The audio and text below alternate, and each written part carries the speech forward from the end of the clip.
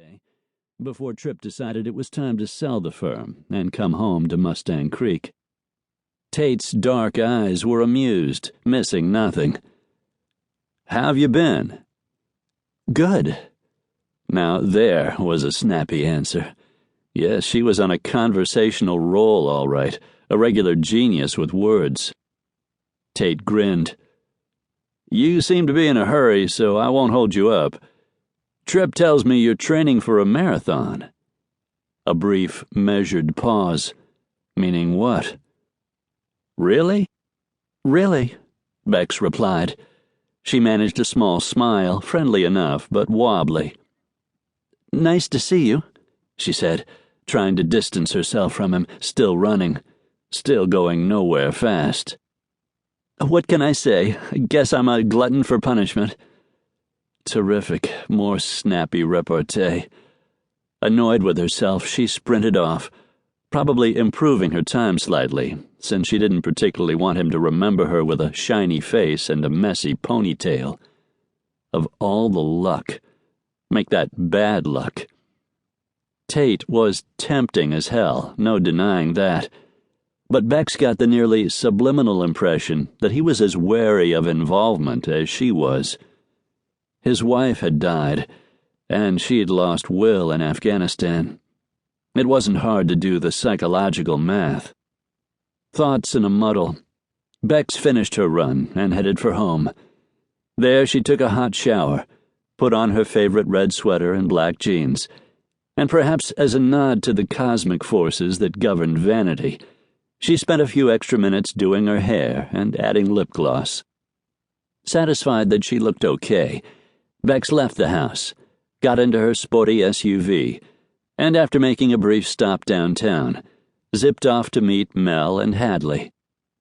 Reaching the Galloway Ranch minutes later, Bex felt a twinge, a bittersweet sensation somewhere in the back of her heart.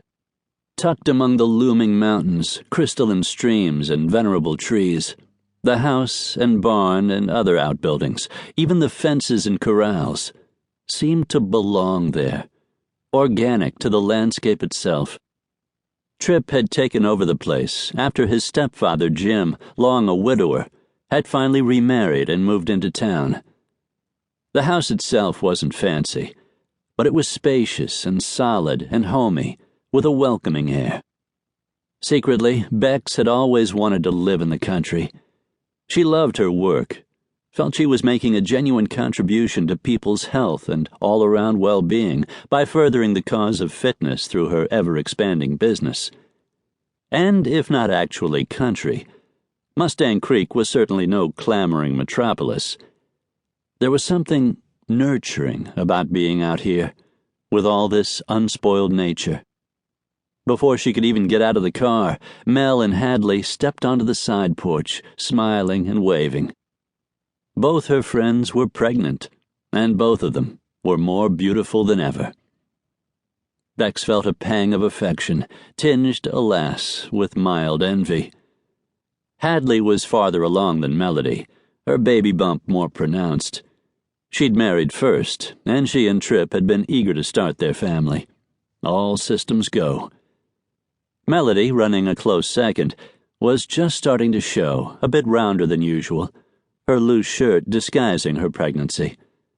If you didn't know her, you'd never guess, but they'd all been friends since they were 6 years old, so Bex was attuned to every change. She was living this with them, sharing the experience in a way, and she couldn't have been more pleased by their obvious happiness. They really did glow. They knew Bex felt slightly left out.